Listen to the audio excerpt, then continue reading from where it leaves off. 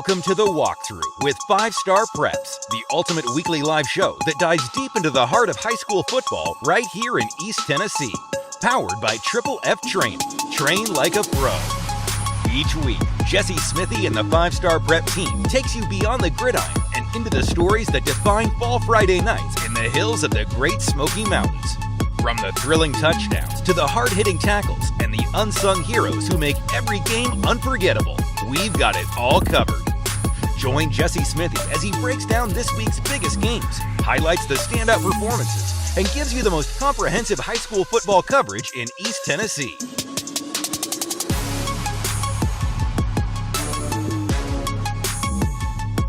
Now, catch us live on The Walkthrough, presented by Triple F Training.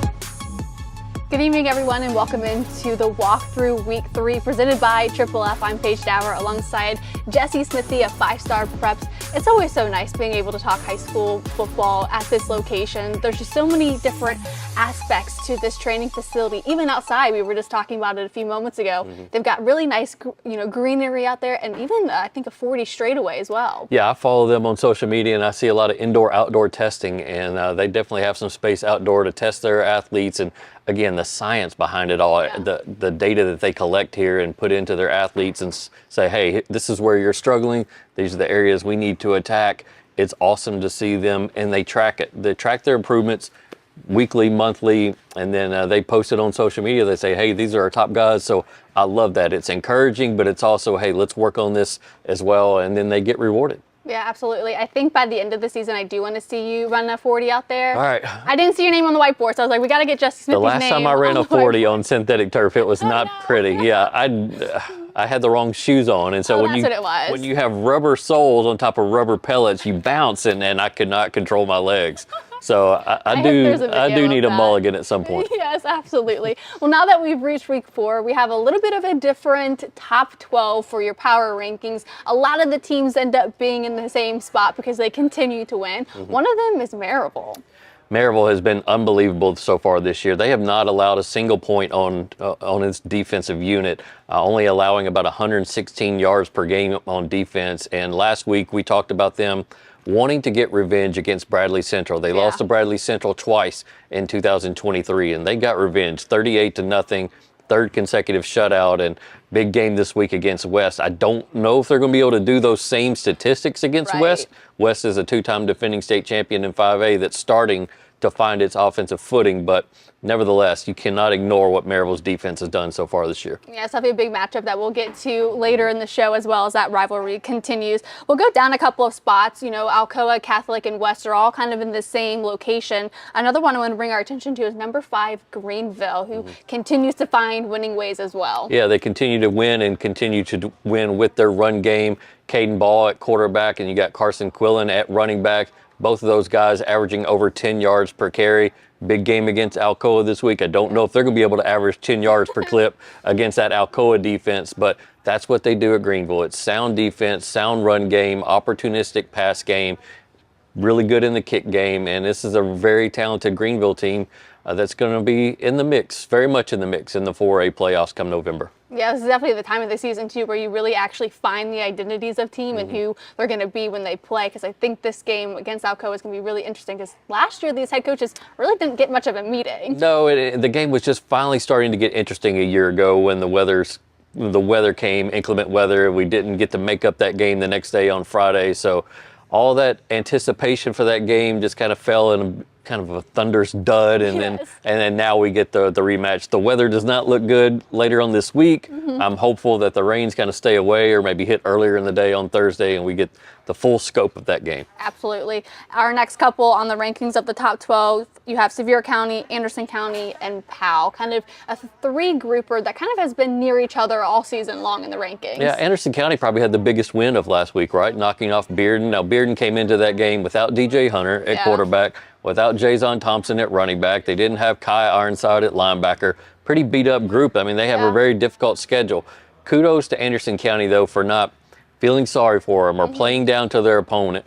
They went out and beat a 6A football team and stepped on the throat and took care of business. So really nice wins to start the year so far for Anderson County, and they continue to climb in our rankings. Absolutely. Our next one is Grace Christian, who has found a little bit of a stride as well. What has you placing them at the number 9 spot in this week's rankings? Well, I felt it was time to move teams like Oak Ridge out, Jefferson County out, they kind of hit the skids a little bit on their season, and make way for some teams that are off to great starts, and Grace Christian is one of those. They're 3-0 so far this year. Went down to Chattanooga Christian. That's a tough place to go, especially anytime you get on the bus and drive over an hour to get to a game. It's a difficult and different environment. And they went down there and won a tough game, I think 36-32, and Weston Edmondson threw for 347 yards and 3 touchdowns, and just a fantastic game, a really talented lineup.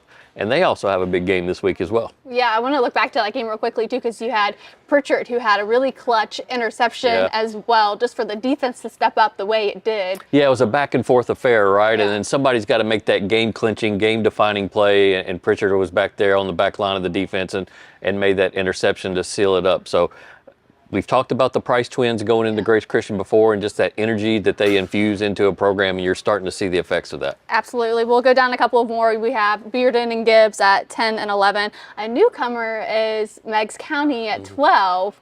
Talked about some new guys coming in, old guys leaving. They're one of the new guys. Yeah, we used to cover Meigs County a lot, especially in state championship games when 5-star preps was coming about, and they've had some coaching changes and just maybe things haven't gone their way in recent years in the postseason, but they are very excited about this group. Nathan Simbeck is the head football coach. He used to be an offensive coordinator at Central, also down at Boyd Buchanan under Gary Rankin. Now he's got his kind of first gig as a head coach, and their quarterback's name is Tough. I know, I was just reading that. I mean, it's like, that is a tough name. They texted me about him in the preseason, like, hey, we got this quarterback named Tough Ricker, and I was like, gosh, what a name. I mean, you had me at Tough, you had me at Tough Ricker.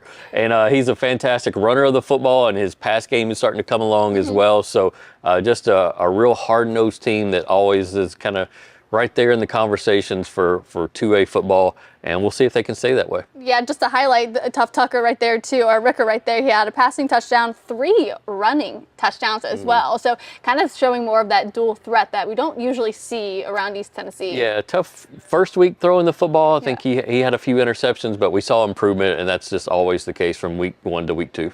Absolutely. Well, I also want to get to our Player of the Week candidates, which the last couple of weeks, it's been a tough get. Like, who are you going to go for? Because they're all so different in what they brought to the game. But if you do want to participate, we encourage you to vote. Go to 5starpreps.com, scroll all the way down to the bottom until you get to about 4 to 5 players, and make sure to cast your vote. I want to get your opinion on some of these guys, though. We'll start with Liam Boak. Yeah, I don't know if it's Boak or Bokey. I've never really gotten an official word on that, but I always, in my mind, I always call him Liam Bokey.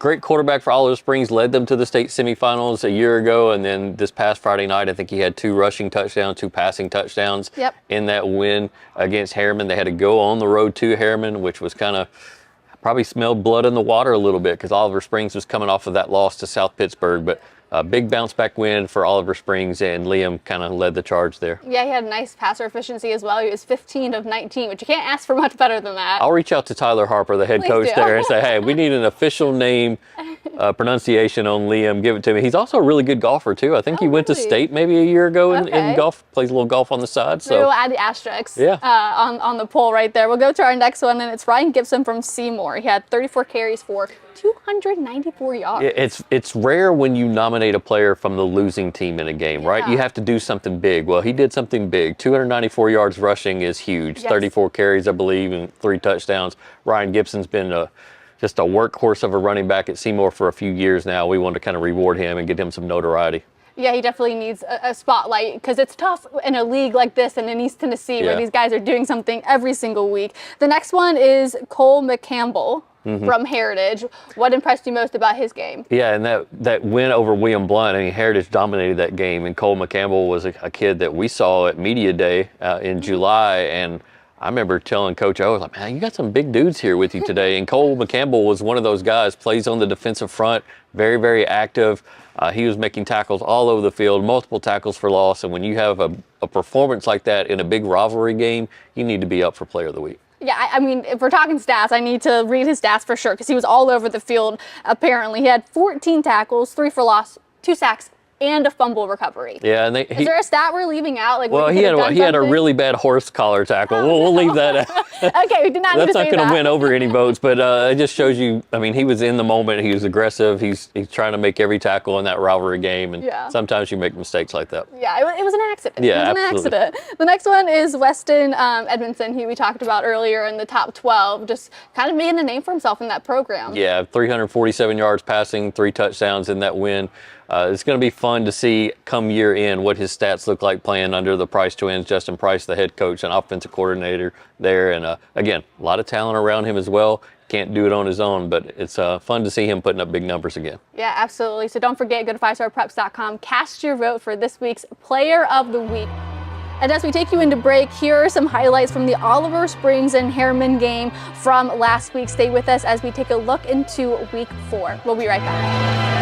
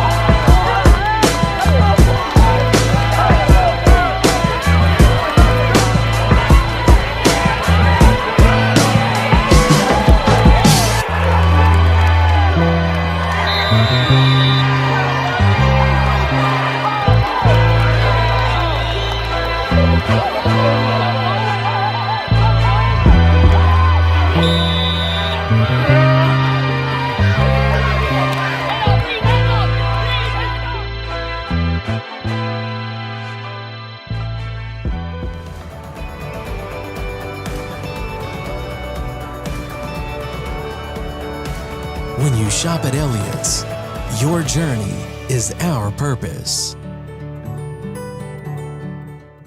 North Knox Siding and Windows is a complete exterior home improvement company that can help you with all your exterior needs. Visit us today at 5618 North Broadway.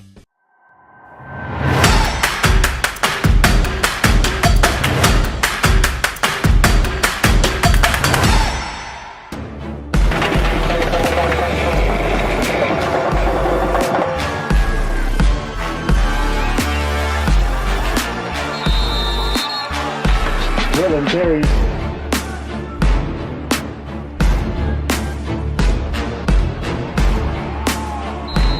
It's no good.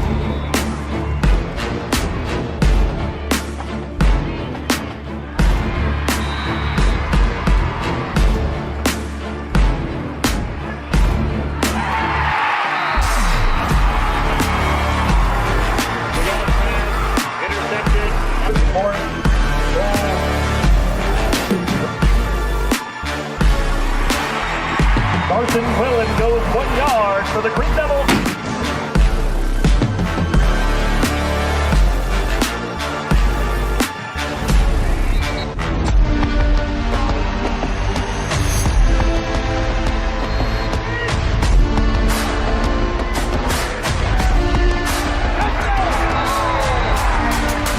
Moving game back, intercepted by Eli Pratt. Pratt goes down.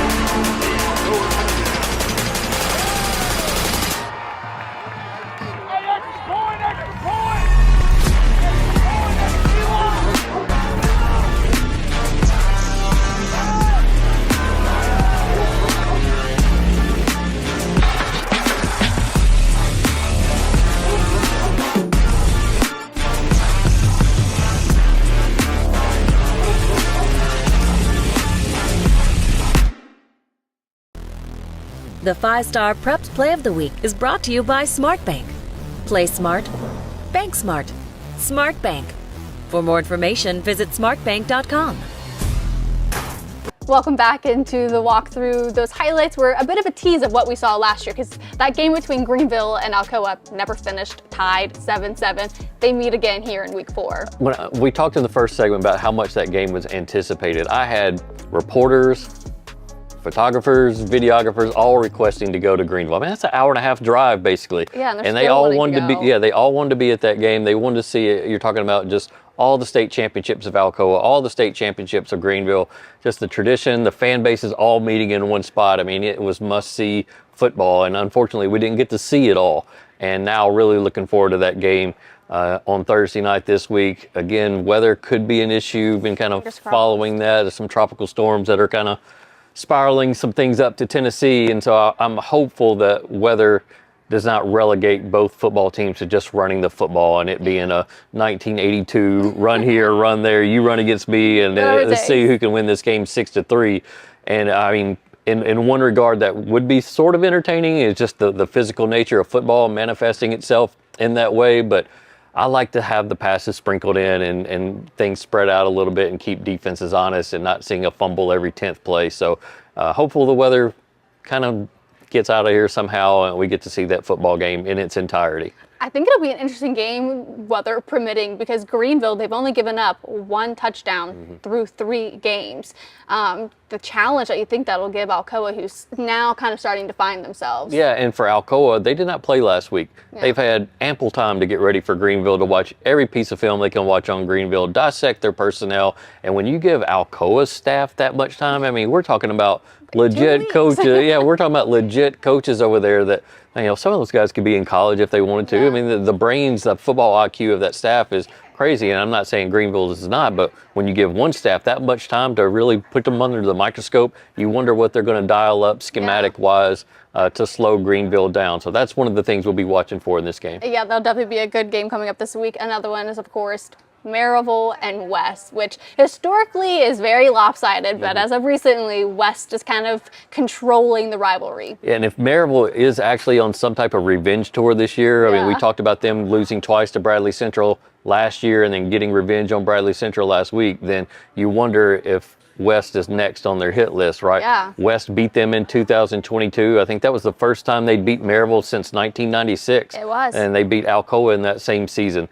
And then to back it up with another win in 2023 really brought even more legitimacy to West state championship runs in both of those years. It's not just, yeah, we won a state title, but hey man, we beat some really good teams along the way. Yeah. And so, but for Maryville, the number 1 team in 5-star preps, again, you got to wonder what type of motivation they're taking into this game at West. We talked about their defense in the first segment. West's defense has been equally as good this year. I know you've gotten a chance to see them a few times. Yeah, even you look back to last year, it was Jack Keith getting an interception that kind of stifled Maryville, secured a 21-14 win for West, and now he has a trio of interceptions again this season. So it could come down to where the West defense saves the day again. And I love Jack Keith. I mean, he's not your 6'3", 225-pound linebacker. He's a diminutive guy. But, I mean, he had interceptions in the Bearden game earlier in this year. He had that interception against Maryville last year to clinch it. That guy knows his role. He plays extremely hard. And I loved interviewing him at Media Day over the summer. So, Jack Keith, fun to watch. Number 0, right? It is number 0. Number 0, yeah, okay. Yeah, no, he is definitely a fun watch. Has like the most heads-up kind of plays that you could think of. His interceptions and recoveries come at the strangest of times. We'll get to our next game. It's CAK at Grace. Kind of, what are we maybe expecting now that Grace is kind of on a hot streak right now? Yeah, a lot of people talking about Grace right now. We put them in our 5-star preps, power rankings, CAK kind of licking its wounds a little bit. But as you mentioned, CAK has kind of won this rivalry over the last handful of years. I think they've won 4 out of the last 5 meetings with Grace Christian. And Grace Christian is probably looking at its schedule. I know they don't like to look ahead, but there's a really good chance they could take a, who knows, an unbeaten record deep into the season. Yeah. So this is an opportunity for them to continue building, and we'll see how mature they are to not look ahead and not say, oh man, this is an easy win. We want to be such and such an O come week 7 or week 8. To not look ahead week by week. That's the old cliche, but it's certainly true. It's true when you look at Notre Dame a week ago, number absolutely. 5 going down to that small school. So yeah, definitely got to keep your eyes, you know, at the week up. But I think for Grace and the way that they've been playing and the quarterback play that they've been getting, it could be one where again it kind of swings into their favor. Yeah, absolutely. And the Price twins know exactly how to handle this moment. They've been in big games before as head coaches. They'll know how to prepare their players mentally and get them in the right mindset. The next one is Campbell County at Clinton. Playoff implications for sure in this matchup. Right. Nobody's looking at this game and going, man, this is the marquee matchup of week 4, and nobody in Mid-State or West Tennessee is going to say, oh, Clinton won this game or oh, Campbell County won this game. It's not a needle mover in that regard. But as I mentioned kind of in our pre-show notes, there's only 5 teams in that region, Region 3, 5A, and that means 4 of them advance. So when you start getting into these head-to-head matchups in region play, a game like this could determine, who knows, a 4 seed or a 3 seed between these 2 schools. So this is a very big game for both programs, and Campbell County got a win under its belt. Mark Pemberton, the head football coach there, still implementing that wing T offense. It's going to take them some time to get used to it. You just wonder, with that win under the belt, are they a little bit more confident going into this game now? Yeah. Do you think Clinton maybe has been able to make enough adjustments even from their loss to West a couple of weeks ago to now in week 4? Have they made enough adjustments to make this a nice competitive game? Yeah, I haven't seen Clinton personally this year, so it's hard for me to say. Defensively, there could be a lot of pressure on their defense. Whenever you play a wing T team, I mean, you have to be extremely disciplined in what you do and read your keys and watch with your eyes and not get deceived by the motions and the fake handoffs that the wing T can present. So we'll see where Clinton's defense is at for that game. All right, stay with us. We're going to head to another quick break. When we come back, we'll do our Waffle House win-loss projections. We'll be right back.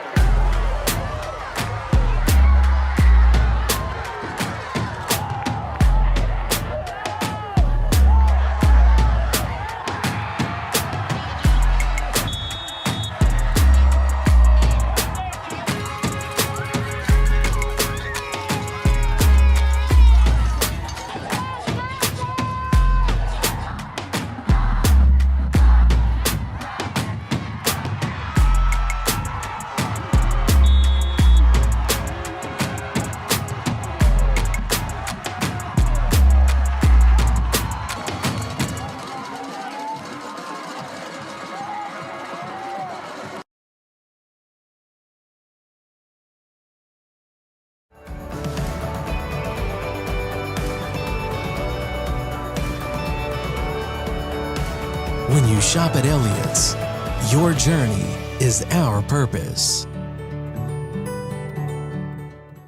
North Knox Siding and Windows is a complete exterior home improvement company that can help you with all your exterior needs. Visit us today at 5618 North Broadway.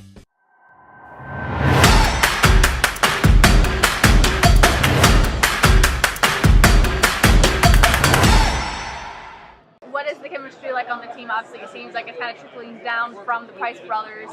How's that influenced or impacted the team? Yeah, it's been great. They're big on, get stuff done when you're on the field in the weight room. But, after that, be a team, be friends. We do stuff all the time outside of football, like going to swim, most of the time going to eat and stuff like that. So it's been good. They're really big on, building relationships, just making the team, bond together, I guess you could say. So we've been doing a lot of stuff outside of football, and it's been great. Yeah, where do you think you guys go and eat the most? Let's see. So there's this little Mexican spot down because Grace is in Carnes. It's this little spot called Senior Cactus, and we go there at the least twice a week. And we go there all the time. After practice, going to get an ACP, we go there all the time. What's your go-to order? I'm kind of original, I guess you could say. I get the ACP, which is like the chicken, cheese, and rice, and then a lot of chips and salsa. So yeah. Is there one guy that you go with that just eats like a ton of food? Yeah, all the line. And they took the linemen the other day to go down there. I can't even imagine what the bill was like, but they eat so much. It's crazy. So do you think that's why he's had such a successful start to the season? Hey, when you find a certain meal that the whole team loves and you eat it and you win, you keep eating it. So I know they are team ACP. Do you eat ACP at all? I've never been there, actually. What's your go-to Mexican order? I'm probably always just gonna do like a quesadilla or a fajita. Yeah, so I have members of my family who are team ACP. It's arroz con pollo. Basically, it's rice, cheese, and chicken, and it's a lot of cheese, and it's a lot of cheese. Weston Edmondson and his offensive line boys go down to Senior Cactus. It's probably not too far from here, up in Cars. My parents frequent it a lot, and so we know all about that. So a great moment between you and Weston there at Media Day. I had to share that because they're off to a great start, and who knows, maybe it's the you never ACP. Know what you're going to find out when you do these Media Day interviews. So. Superstitions, all that stuff. So it was a fun time talking with them. That's a good time. But welcome back into the walkthrough. Paige Dauer, Jesse Smithey. I want to do our Waffle House win-loss projections. I kind of went back to our old shows and I tallied what your win-loss record is. Okay, you were right. After week one was abysmal. That was brutal. It was like 0-6. Yeah, it was bad. But the next 2 weeks were both 4-1. So now you're at 800. Okay. So we're at 500, 8-8 apiece. So let's see if we can continue that, keep you on the winning side. Yeah, this first week was awful. Yeah. So, but you just never know. But I talked to a lot of coaches. They're like, I cannot believe so and so lost. There were a lot of perplexing results in week one. So short memory, changed it, So we're moving on. We're not going to think back on it. We're not talking about it anymore. But you're 8-8 right now. I want to get back to CAK and Grace, who we talked to at the end of the last break. Just kind of where do we see maybe this game going? Is it in Grace's favor? Yeah, definitely like Grace Christian in this game. Just again, the quarterback play, the stability that Weston Edmondson brings to the offense. And I got a chance to talk with Weston earlier this week, and he talked about, hey, early in that game at Chattanooga Christian, I fumbled twice. And when you fumble twice on the road, it can get out of hand in a hurry. But when you are a seasoned player, you kind of keep your cool, and he was able to do that and come back and have a great day and be up for Player of the Week. So that heady quarterback play, I like CAK. It's had some injury at the quarterback position, so definitely like Grace Christian in this game. For sure. Our next one is Powell and Heritage. It's the second meeting between the two head coaches. Matt Lowe of Powell obviously having the advantage as of now. Yeah, Heritage with a little bit of momentum coming off of that win over William Blount, and they dominated in that game offensively and defensively. We talked about CAK having some injury at the quarterback position. So did Heritage. And they had to make some sudden change to the quarterback position, and they had a running back that's now a freshman running back at Heritage putting up big numbers. So you got to tip your hat to Heritage and say, hey, we've met the adversity. We've plugged in some new guys, and we're still winning. So I like the momentum that they have, but Powell's got even bigger momentum. You talk about winning their last two games, and handily, Yeah. and especially that win over Farragut. So I like Powell in this football game. Again, Connor Wheeler back in the mix of things.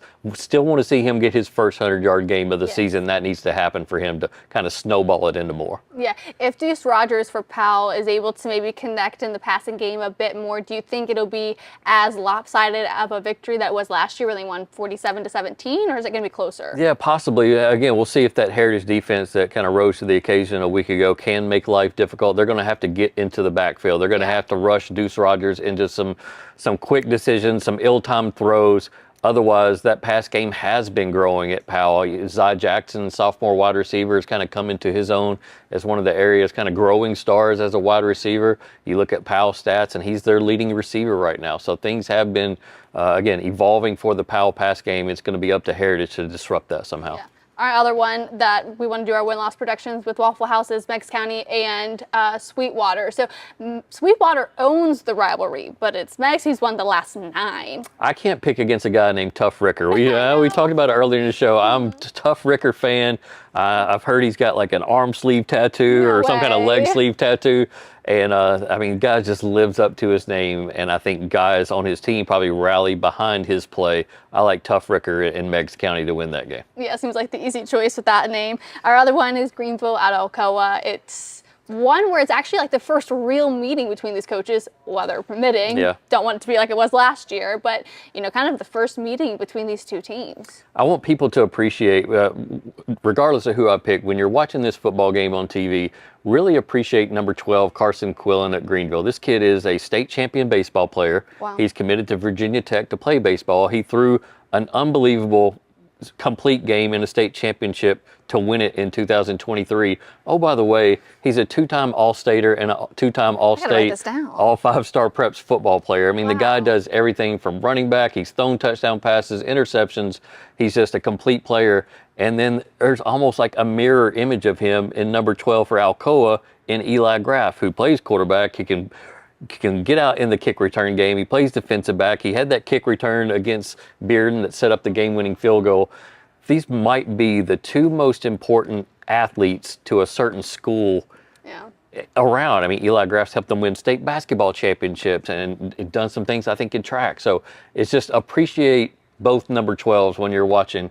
Now, down to my pick, I'm taking Alcoa for the reasons we outlined in the last segment. Giving that time in that program 12 days to prepare for an opponent is just a huge advantage. Yeah, is it going to be like a slugfest, you think, or is it going to be, just slugfest? It might be a 17-16 game, real low scoring, I think, just because of how much both teams pride themselves on defense. Both head coaches are former longtime defensive coordinators, so it's going to be a fun one.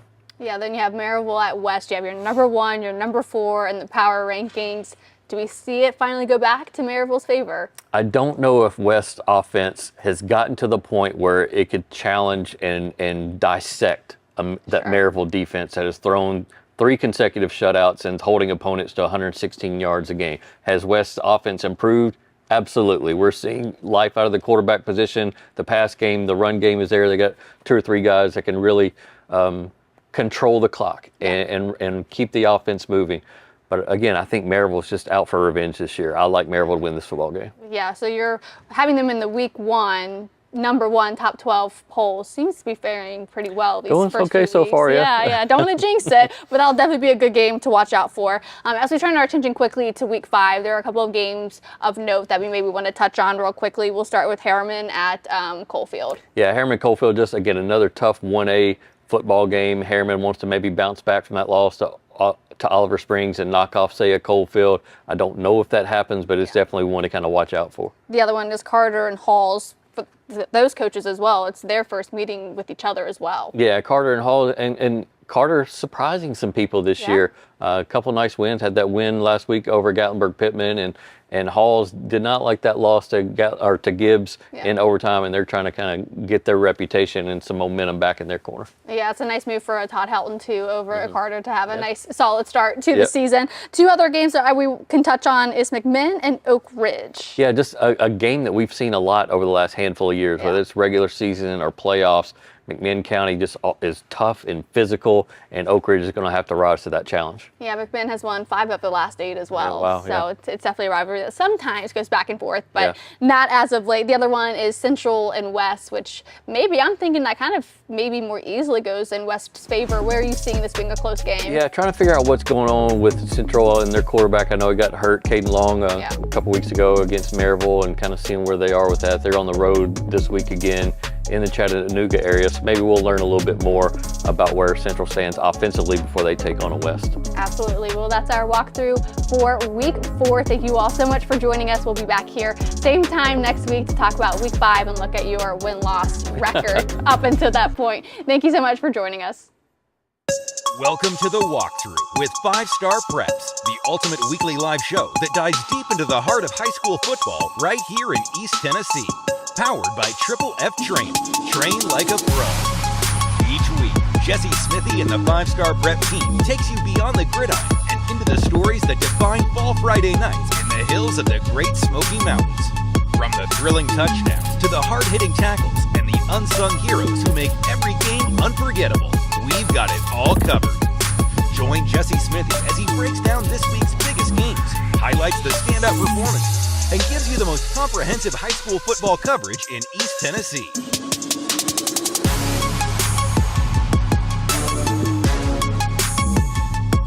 Now, catch us live on The Walkthrough, presented by Triple F Training.